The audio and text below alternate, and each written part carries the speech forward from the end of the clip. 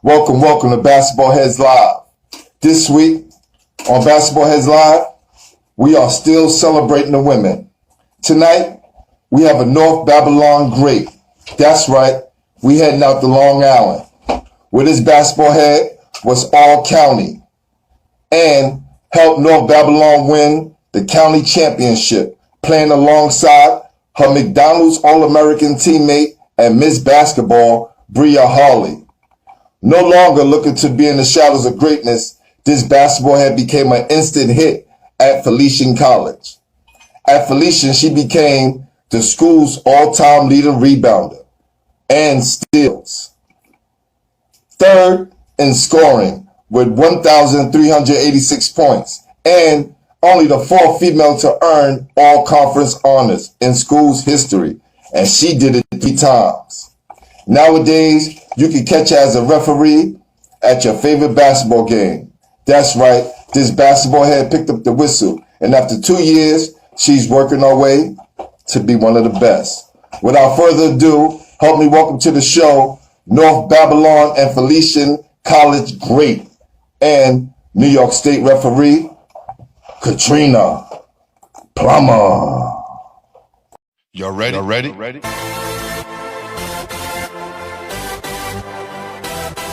Yeah. You have just stepped out into the world of chaos. Where everybody goes hard. Come on. Go hard. Go hard. Go hard. Go hard. Go hard. Or go home. Never back down. You gotta hold your own. Go hard. Go hard. Go hard. Go hard. East Coast. Go hard. West Coast. Go hard. Midwest. Go hard. Dirty. Hurry up, everybody. Get online. Buy your tickets cause the game about to start. All right. So, like I was saying, I was just bringing you on because I know I was doing women all week, right? Yeah. And I had someone else as a guest that couldn't do it. So I was like, you'll be perfect. And you'd be the first female referee. Yeah. So when I asked you, did you play ball? You kind of threw me the one picture. Yeah. And I was like, okay, maybe she played, college and whatever. But then I started Googling some things and I'm like, you was a beast. I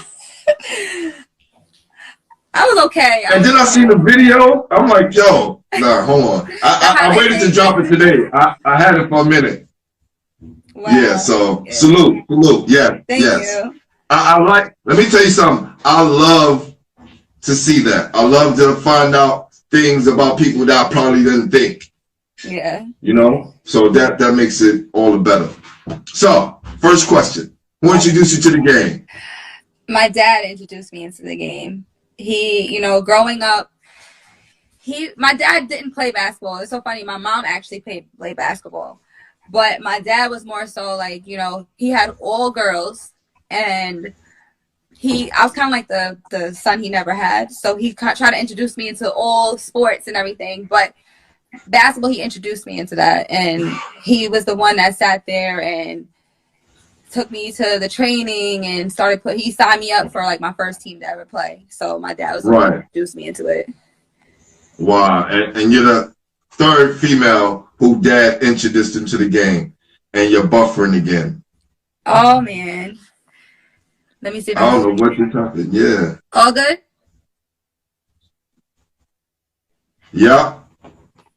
So where did you grow up? I grew up in West Babylon, New York. Okay. On the island. Cool. A lot of ballers out there. Yeah. Yeah, a lot of ballers. I grew up with a lot of them.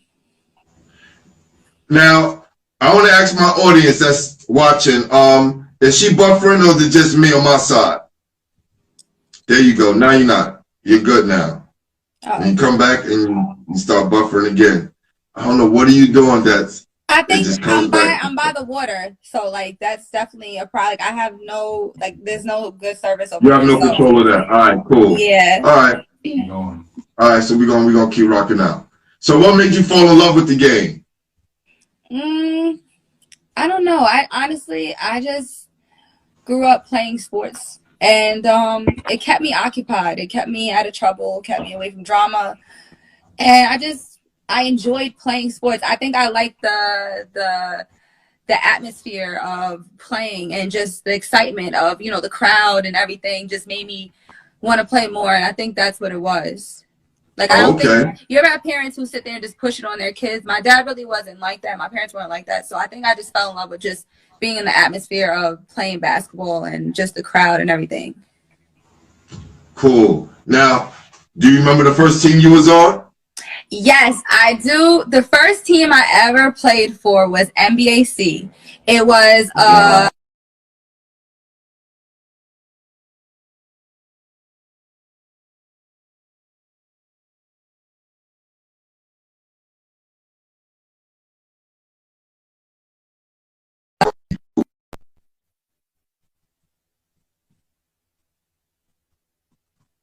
Yep, I can hear you now and see you. I can't hear you. Hold up. Okay, now you hear me? Yep. Okay. I played for NBAC. It was a community league that you played for North Babylon, and I started that probably when I was about like 6 or 7, probably around there. And wow. I started very young. But at that age I wasn't really serious about it. But it was a town league that we played for, and it's probably a parent that was probably coaching me, to be honest with you. It's probably a parent or something. So I can't even really remember, but it was at the annex where Jerry Powell. Yes. It was at the annex that we played there. So I used to play there. It was like every week we had a few games, and it just was, you played. It wasn't even just girls. It was both mixed with boys and girls. Oh, so you was playing against the guys too? Yeah, it was both girls and boys. Yeah. Hey, listen, let me tell you, we had Dr. Laura Mealy. She used to play for Christy King. She was Miss Basketball. Actually, she was the first female Miss Basketball of New York. Mm-hmm. And she used to play against Jamal Faulkner and Lloyd Daniels, some of the greatest players that played in New York, and be the only girl out there. So look, if you got skills, why not? Yeah. That part. All right. So when you started to, you know, become aware of the people around you and the better players, who is one of the best players coming up around your neighborhood or in your area? Honestly, there was actually a lot of players coming. You know, Bria Harley was my next door neighbor, so we grew up playing together. Aisha Walker, of course, she was a year older than me. Eugenia McPherson, Gabby Gibson, Chelsea. It was a lot. I can't really say one specific. There was so many talented players in my area that I think at the time I was playing was such a very competitive time, which was really good. It was a very competitive time.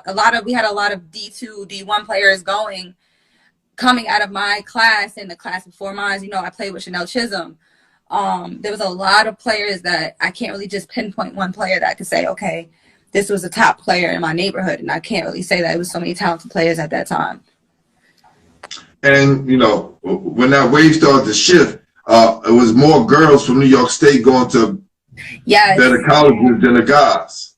Yeah, I don't even think, like, my high school boys team, I don't even think anybody from my high school boys team went to be honest with you. Wow.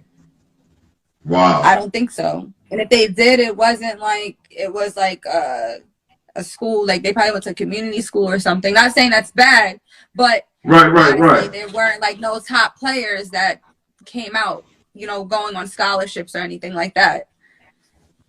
Wow. Who do you look up to as a ball player? I looked up to Kobe, and rest in peace to Kobe.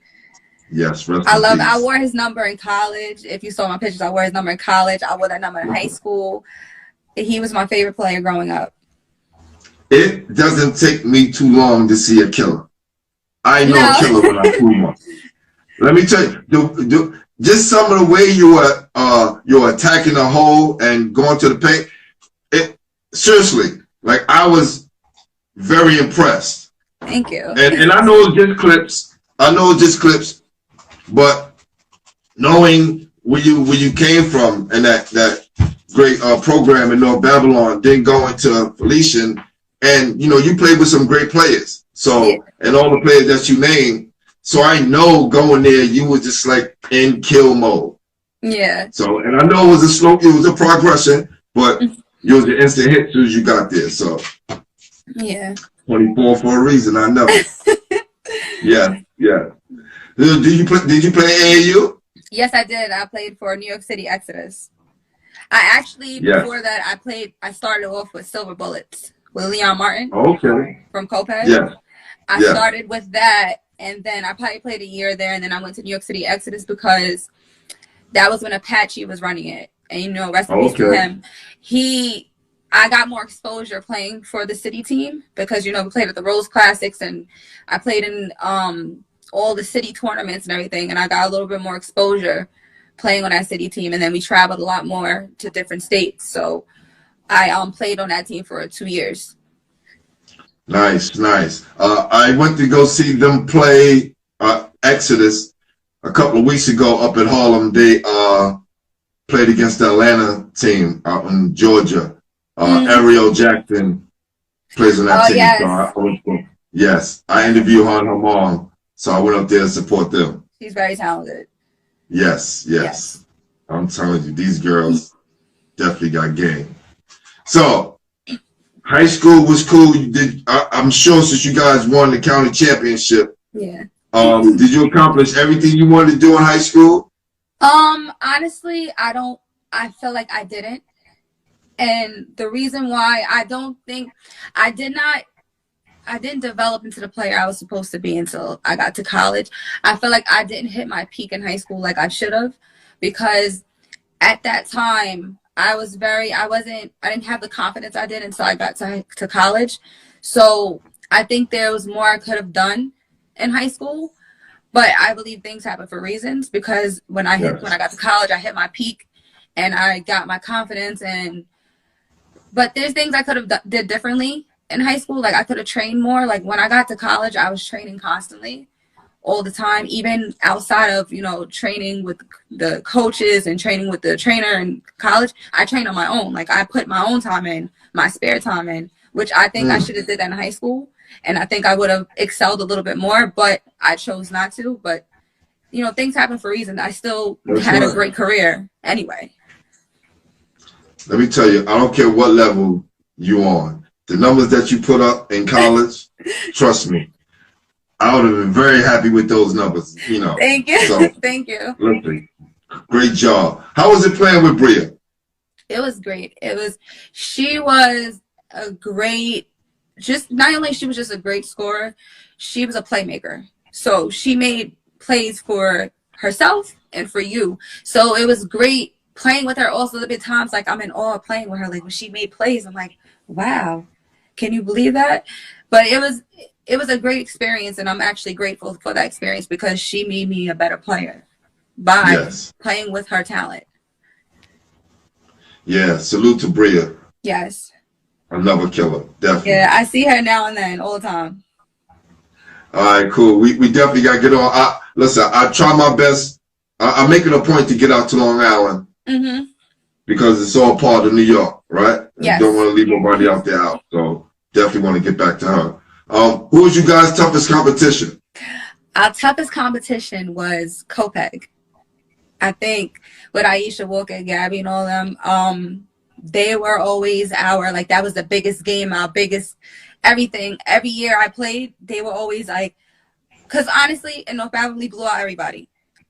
They were the only team that they came close to us, 10 points or 5 points, and then we always met them in playoffs. That was the only game, the only team that we struggled with. And even now when I got to my senior year in high school, Sachem East with Kristen Dougherty, I don't know if you remember her. She went to, I think, to Boston College. She was my senior year. She was I struggled because, Aisha and all of them are a year older than us. So when they left, it was just me and Bria left at North Babylon. Eugenia left, Chanel left, they all left. And then all those teams were weak. But Sachem East, we struggled with Kristen Dougherty and her little sister. I think her name was Emily Dougherty. They were our problem my senior year. But, those years before that, it was Kopech when Aisha was there. Okay. Now look, you playing against, with one of the best players in the country. Yes. And everybody's gunning. Everybody's gunning. Mm-hmm. But sometimes people sleep on the other people on the team. They do. Right? I agree. Right. When was that moment that you had in high school? Or did it come in college? Mm-hmm. Right? It's that question. Who asked you, Bus, to let you know that you was one of the best out there? I'm gonna say it was in college when we played Bloomfield College. They were a great team. I know Bloomfield. I went to Taylor Dickinson. I know. Gym? Have you ever been to their gym? So you know their gym is small compared to my college gym. So their gym was small. So me as a freshman going in and playing against them, and I'm a freshman. They trap crazy on their court. Trap crazy. So I wasn't prepared for that. Mind you, in high school, I started as a center and I became a guard going into college. Look at that. Becoming, once, and then me being able to handle that pressure and dropping, almost 20 points on them, that's when I'm like, you know what? I'm better than I thought. And because, like I said, most people don't know the size of Bloomfield gym, and then they trapped you. They were doing trappy. They'll trap you full court. For me, it's like playing on West. It's like playing on West 4th Street in college. Like literally, when you're taking the ball out of bounds, your back is on the wall. Right. So for me to handle that pressure and still able to put up double digits, that said a lot as a freshman. That said a lot, and I felt like that was when I started to realize, wait, you're better than you think, Katrina, and that's why I felt like I gained my confidence, and that's where I became to excel as a basketball player. Well, so that transition from high school to college, was it easy or was it a little tough? It was tough. It was very tough. It was a big transition because I played as a center. I was a center in high school. In college, I had to transition into a 2 or 3.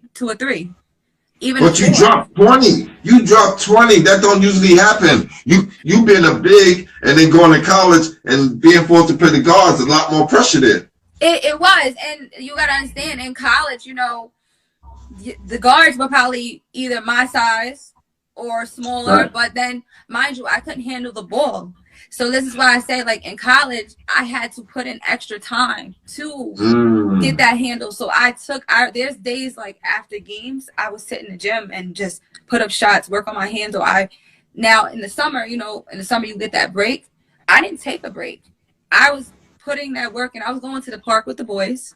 Now, at this time, I'm 18, 19, 20, so these guys are about 25. So I was working on my moves that I need to work on. If I scored on them, I can score on women. So that was a transition. I had to get a handle. I had to add to my game because, as a big, you just had a drop step or, a post move. I had to add in a pull-up to my game. I had to add in a three-point shot because in high school, I rarely shot three-pointers. But when I got to college, I was able to make those. They with even like some of the scouting reports I would see, oh, she could shoot threes. Like, that's different. It was a big transition for me for that. Some players, they go to college and they're going as a big still. I went in as a guard, bringing the ball up sometimes. That was a big transition for me. Let me tell y'all people, for y'all people who don't know, once you get on a school scout report, listen, it's either you're going to make or break. That's it. Because a lot of people, they come out firing and they get hot, and then that school put you on the scout report and you don't see that player score or do anything else because they keyed on that player. It happens in the NBA as well. But if you get on that scout report on that board and you still put up those numbers, you're official. That's a lot. Yeah. Yes. So outside of Felicia, who else was recruiting you? Vermont University, Princeton. Yes. Colgate University. I had Florida Gators looking at me. What other school? I had a lot of D2 schools looking at me. Dallin was looking at me. There was another Briarcliff, but I think they were like D3. I'm not sure.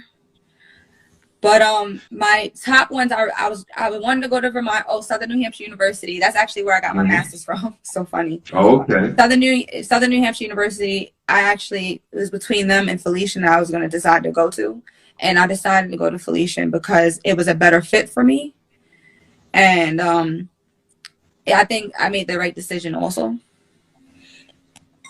That's awesome. I asked that question because, you know, there's a lot of people who are interviewing, even myself, whereas the school was a good fit for me, but the basketball program wasn't. Right? Yeah. See, and I tell a lot of kids to make sure they are choosing a school and the program that's going to fit them. And a lot of times we picking a name and like, oh, I want to go there because everybody else went there. We're not picking a place that's going to make us happy all 4 years. Yeah, and you did that a lot. I seen that happen a lot, and you know, my nephew right now is playing basketball right now, and I always tell him, I said, you can't go with the hype. You got to go with what fits you and your talent. And honestly, if I would have went with Southern New Hampshire, I probably would have sat the first 2 years, and I knew that. So, and honestly, it was a better school. It was a bigger school, and it was a university in the other school. Felician was a college. Right now, it's a university now, but it's a college at the time, and it was a Catholic school. So, but I went with, you know, what fit me. I know I was going to be unhappy sitting those 2 years, and I was like, you know what, you know. And then the coach, you know, when I went up for my official visit, he's like, Trina, you come here as a freshman, you're going to start. I'm just going to let you know right now. So, like, sit for 2 years and be unhappy, or go. And then me going to Felician, I ended up being the face of the program, which was great. You know, I didn't want to transfer. Listen, that's so important because, again, when you're in those situations, I turn my nose down at or up at the Division IIs, the historical black colleges who was calling me every day, and a lot of other schools where I know, you know, that it would have been a better fit. But I guess because I didn't want to go too far and what was going on at home or whatever, and I had my high school teammate was there. We had a new gym, and he was bringing in new kind of players, but coached the old way. Now, how you bring in all these new kind of players and you still coaching the old way? So, but that's neither here nor there. But that's one of the important reasons why I asked that question, because I think younger people need to hear that, like your nephew. Right? Don't follow the hype.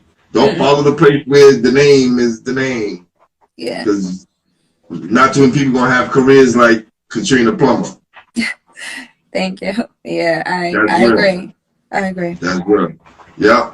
So, you know, we talk about you going into your freshman year and doing what you need to do. What happens your sophomore year?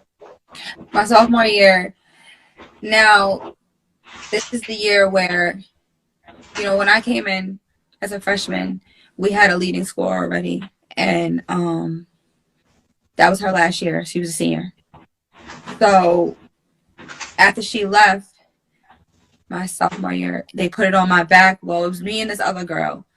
Like, y'all gonna be the scorers because I already made a name for myself as a freshman. I was, you know, runner up for rookie of the year and everything. So I made a name. So my coach was like, listen, Katrina, you got to continue to make your name. And he's like, this is when he's like, you got to add more to your game. He's like, they're going to be coming for you this year. He said, because once they leave, they look at, okay, who was the second leading scorer? Who was the third leading scorer? Who was this? So I had to prepare myself to, you know what? The scouting report is going to say, go for Katrina. And at that time, Destiny Barnett, she was the other lead. It was me and her. That they're going to come for you too. So that year was my year that, listen, either you're going to step up, because yes, at this time I'm still young and still learning and still developing my game. But they're like, listen, you got to either going to step up or you're going to, you know, choke. So which way you want to go? And I had to make a decision. Yeah, I was seeing the progress as the years went on and your development. So that junior year turned into that year, then the senior year, you just kind of went off. Yeah. Right? So look, scoring 1,386 points and being the leading rebounder and leading in steals, that's saying a lot. Yeah. So salute to you. Do they have a Hall of Fame? Are you in their Hall of Fame? Actually, I have been reached out recently. The athletics director actually reached out to me maybe like a few weeks ago that they're probably going to be inducting me in this year or next year. So that's something to look out for in a few years or so. Oh, definitely. Let's make some noise for that. Definitely. Let's make some noise for that. For sure. So, as I speak to a lot of different players about their transition from basketball to real life and how difficult it could be for some athletes. From Ross Strickland, I asked him, I thought the transition would probably been easy for a guy who's been in the NBA 17 years. And he was like, gee, the transition from basketball to the real life was a struggle, right? Other guys coming from college to the real world. It's kind of difficult. Some was easy, right? I had an easy transition from high school to prep school to college to the real world. Mm-hmm. How was your transition? My transition was actually pretty easy. I went away to school, so I felt like it taught me to be responsible right away. So being away at school, you can't, oh, mommy and daddy can do this for me. Or mommy and daddy can, like, it taught me independence very quickly. So I felt like my transition was actually very easy because I already was transitioned being in college to being on my own. Yes, you don't pay the bills or anything like that, but you're still learning to be independent. So the transition was easy. Just learning, okay, now I got bills, so now I got to pay my bills. But that comes with responsibility, which honestly, playing on a college team, you got to be responsible. You got to make curfew. You got to make weight room. You got to make practices. You got to make sure you're at the track. You got to make sure all that. So I just used what I learned in college, being responsible and being independent, and just transferred it over to the real world. Oh, okay. So when you guys traveled, did you guys get any meal money? Yes, we did. Yes, we did.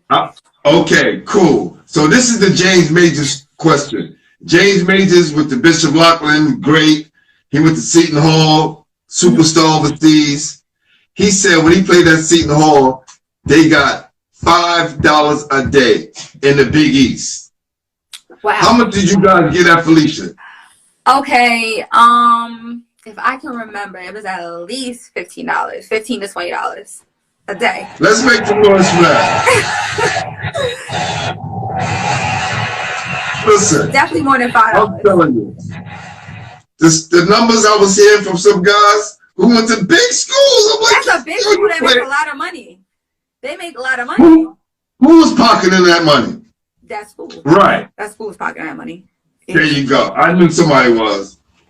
Definitely. Look, and a couple of years after that, they went to the NCAA championship. And they still, wow, $5? Wow. Okay, it went up to like 35. Oh, that's good, but they should have started with that. What are you gonna eat with $5? Like that's nothing. The one thing I can never knock FDU's about, it was never shabby about that cash. So the legal way though. Of course. Right. So how did you get into reffing, being a referee? Okay, so I started off coaching basketball. So I coached my nephew, and what happened was I ran into Aisha. She's a Long Island referee also. I think she's also doing pro now too, like for the D League. I happened to be doing a ref. She happened to be reffing my game, her and Gabby, and they're like, you should get into it. You should do it. But I'm like, that was maybe like 2 years before. I'm like, I don't know. I never got into it. Then one time I was playing Island Garden, and one of the refs was talking to me and my friends, like, why don't you guys are really good. Why don't you guys ref too? So then I just got the information and just took the course, and I passed, and I started reffing. Just like that. Yeah, Wow. people kept telling me to do it, so I just like, you know what, I'm just gonna do it. And I heard like, you know, it's good money, and it gets you back in shape, and it just, you know, I can't really play as much, so I'd rather why not ref it? And coaching is stressful, so I'm like, I don't want to do coaching. I don't want to do coaching. Well, I definitely understand that. And the same with basketball heads. A lot of my friends was like, yo, you need to do a show, basketball show, and I was just like, yeah, whatever. And another friend was like, yo, G, I'm telling you, all the guys that, you know, they're all the coaches that we all play with. And the last friend, and what's happened right before the pandemic hit, he was just like, yo, G, got the situation. My friend works for CBS. He was like, listen, bro, if you want to do it, just start it, and we'll figure out the rest later. And here we are, I think over 70 shows later. Wow, congratulations. Yeah, we started the week the pandemic hit. Oh, wow. Yes. So this is all brand new. Yeah. So, what is the best part of repping for you? The best part of roughing is teaching the kids. I think I enjoy the little ones. I feel like I enjoy when they ask you questions and they want to learn. I enjoy that, teaching the kids something, because I feel like I did a job that day. Like I did something. I gave back to the youth. Also, I also enjoy when I do the older boys when they're in high school. Mm-hmm.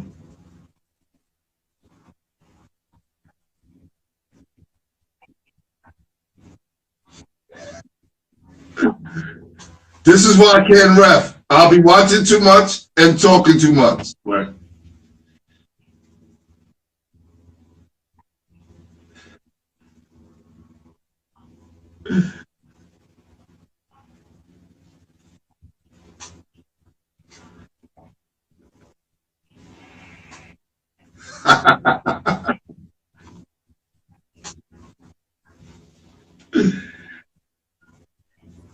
Especially when you're a baller, especially if you play ball, it's like kind of hard not to get caught up, but you have to be very disciplined.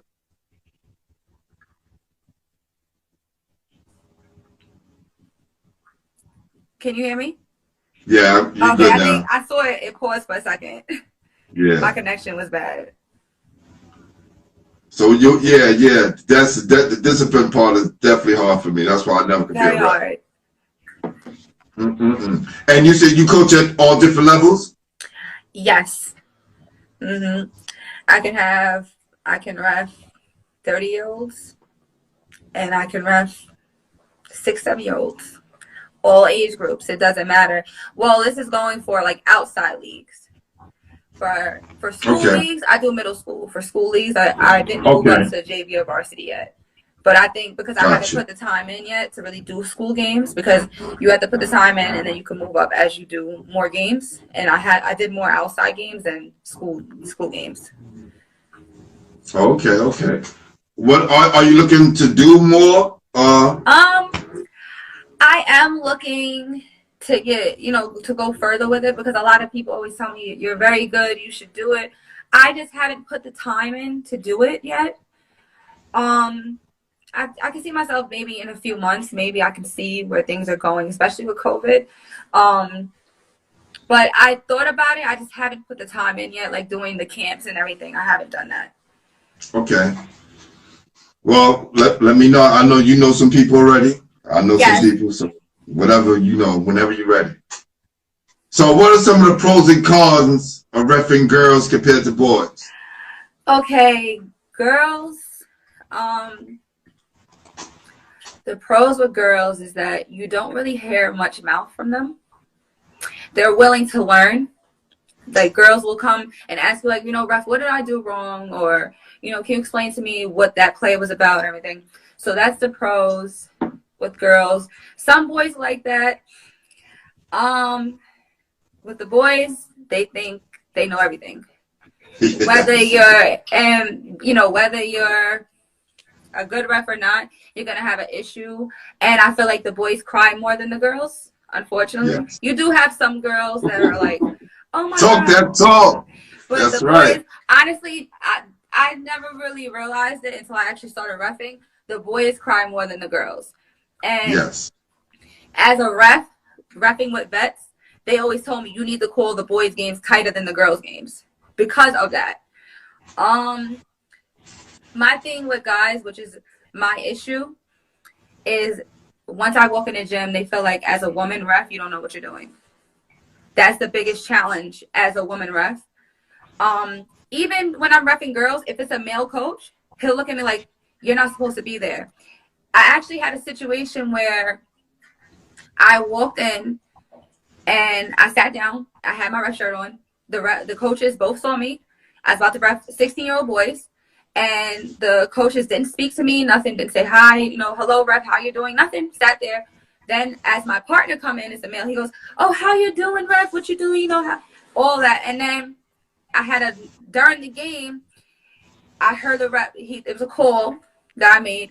She doesn't know what she's talking about. She shouldn't be here reffing. That's the biggest challenge as a woman. I think that's the hardest thing. And honestly, all women ref will say that.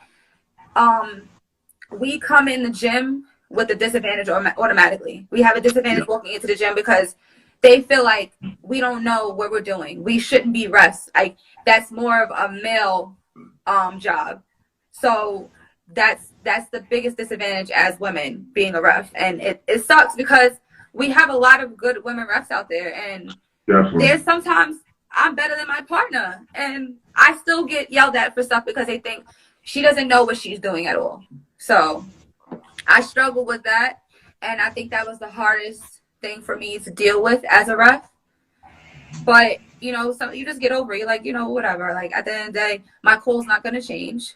And sometimes you don't even know what you're talking about. So. That's right. And you got the power of the tech. I had to get a few of those out. Yeah, there you go. That's right. Tech them up. Mm-hmm. That's right.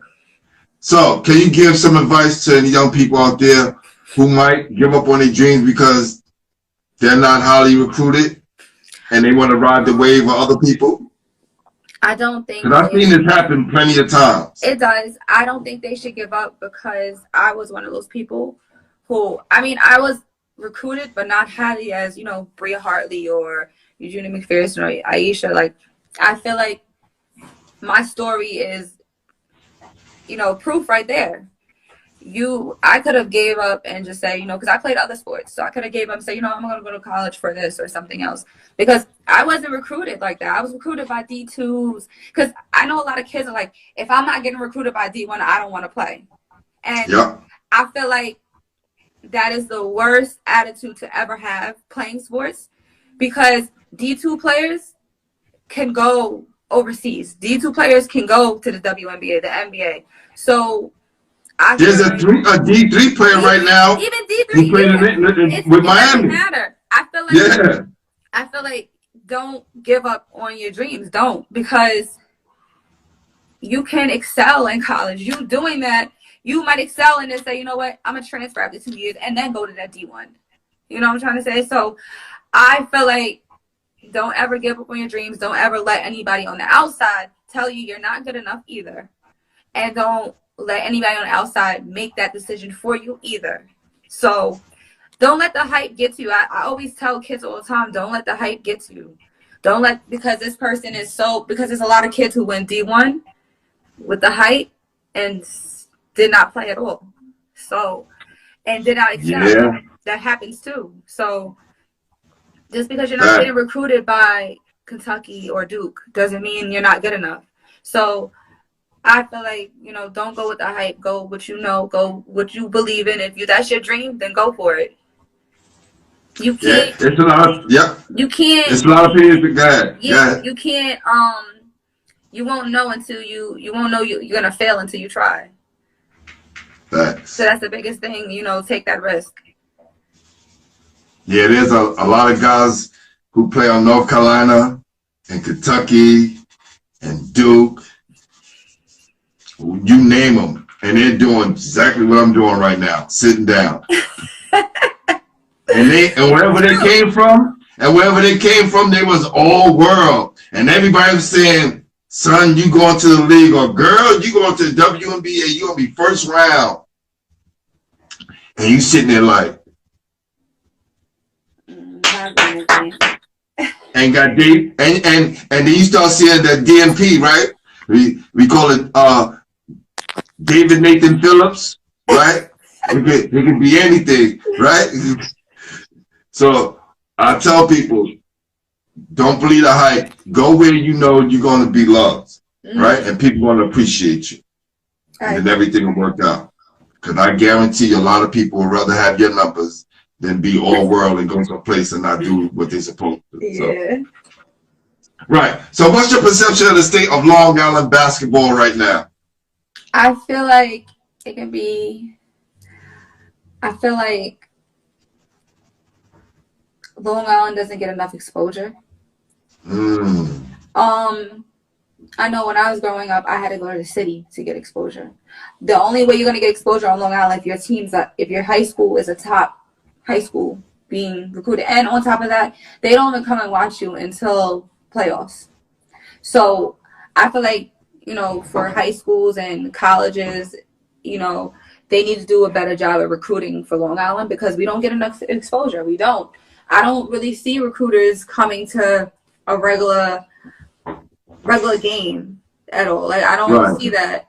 And I feel like we need more than that because New York City, you'll see recruiters at a regular exhibition game. Like, they not even play. This night doesn't count towards the season. You know what I'm trying to say? Right. And I feel like, I didn't get my exposure because of that. I mean, North Babylon, we did go to a lot of city tournaments. Oh, we did. But that's up to your high school coach. This is why I say it's up to the high school coaches, too. You need to do better with getting better tournaments because they're not going to come and watch you North Babylon play Syosset. They're like, okay, they're going to get blown out. Or they're not going to come watch North Babylon play Deer Park because, it's a regular season game.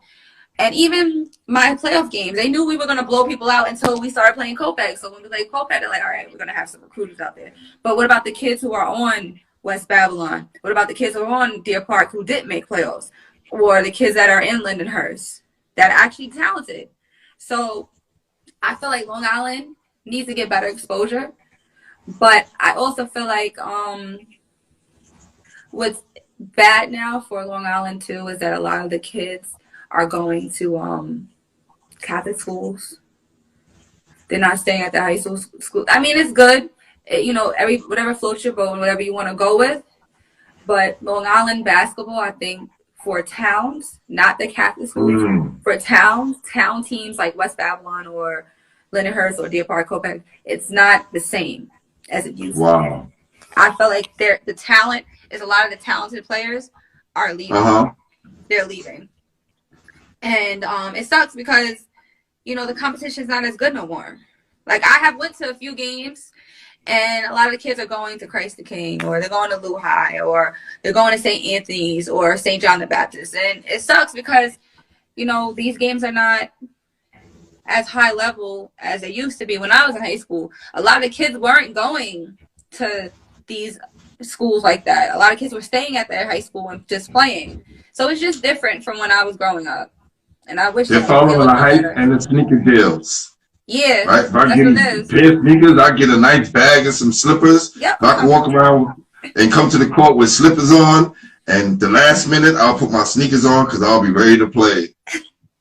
Just a whole different time. Yeah. Yes. So, who are some of your favorite players to come out of New York? I know your neighbor is one of the best. Yes, her. Sue Bird, of course, from Syosset. Sue Bird, official, definitely. She's something. I always loved Epiphany Prince. I always loved her. I remember we went up to Rutgers. They just won a championship together, right? They just won a championship. That's right. Salute. Yep. Kia Vaughn, I loved her. Kia Vaughn, great. That's the only ones I can really think of, like, right now. Eugenia McPherson, they're all Aisha Walker. I played. They're in my class, my generation, but they're great to me. Oh no, for sure. But I know that. Chanel Chisholm, all of them. They great players coming out of New York. Okay. So, who was the best high school player best college player and pro you played against. Now, mind you, could have been somebody who you played against in high school that wound up going to the pros or college or AAU. The best high school player, I have to say Aisha. She was, oh my God. Her game was different. And she was strong, which even made it like she was not only great, she was very strong. And it's like, no, she's going to score points no matter what. It was like, just let her score, stop everybody else. Stop everybody else. Let her score her 30, stop everybody else. Try to stop everybody else. There's no stopping her. Right. College, I played against so many players. I don't even remember her name, but she played at Philly University, and I think she's overseas now. She could shoot, and then she can get to the basket. That's dangerous. That's a dangerous combo. If if somebody can shoot, you're like, all right, we're gonna make them put the ball on the ground. But if somebody can get to the basket and they can shoot, because if they can't, they just put the ball, they just get to the basket, like, all right, we're gonna make them shoot. But when they got both in their game, it's like, all right, that's hard to guard. What we gonna do? But listen, it's since you said that, when I was a sophomore at Philly Dickinson, we used to just smack Mount St. Mary's, but they had this one player named Mike Morrison, right? He wound up playing for Phoenix. He torched me for 30, right? And we talking about play. He was just like a mini Michael Jordan, right? Because he could go both ways, and he could shoot, and he could jump. It was like the Kobe situation. It's like you at their mercy. Yeah. And he was talking to me, telling me what a good game I was having and how tough I was playing them, but still giving me the numbers. Like, on that, he was like, oh, young boy, that was good defense. 30. Yeah. So those are the kind of players that, you want to play against, right? And when they reach that next level, you say to yourself, I gave him the business, but he bust my ass too. Yeah. That's all you can do. You got one more, or that was the 1 and 2? That was the 1 and 2. I don't really know any pro players because. Well, she went overseas. She went overseas, yeah. So I can go with her. Definitely. Yeah. And you already named your top 5 female ballers in those. Yeah. Right, you hammered that down, right? Yeah. So that's good. So, are you passing any of these things down to your children? I don't have kids yet. Okay. But I pass it down to my nieces and nephews. That's all I have right now. I don't have no children. Same here. I have a whole bunch of nieces and nephews. But those are the ones I saw running to you. Great moment. Yes. Great moment. I love them. Yeah. Yes. Cool. So, how we looking? Mel, how we looking? How we looking? What? How we looking? Yeah, he don't want to be talking to him too much when he's doing his artwork, right? I used to go at the beginning. I used to go right at the beginning, like, yo, G, come on, what you doing? I'm not finished yet. Gotta respect the artist. So, I'm gonna show you a little something real quick. I don't know what he drawing. I don't see it until it's done. So my nephew's watching right now. I was talking about you. My nephew's on here. Oh, okay. Salute, nephew. Keep doing your thing. Listen to your aunt. She knows. Trust me, she knows. All right, let's do this real quick. Y'all ready? Oh, wow. That's I'm saying wow. It's dope.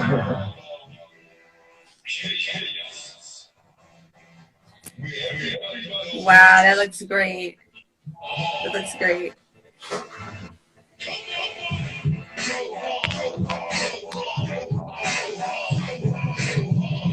That looks awesome. Wow. That looks really good. And you know what picture that's from, right? Yeah. That's from The one of the ones you sent me. Yeah, that's one of the pictures I sent you. Yep. Yeah.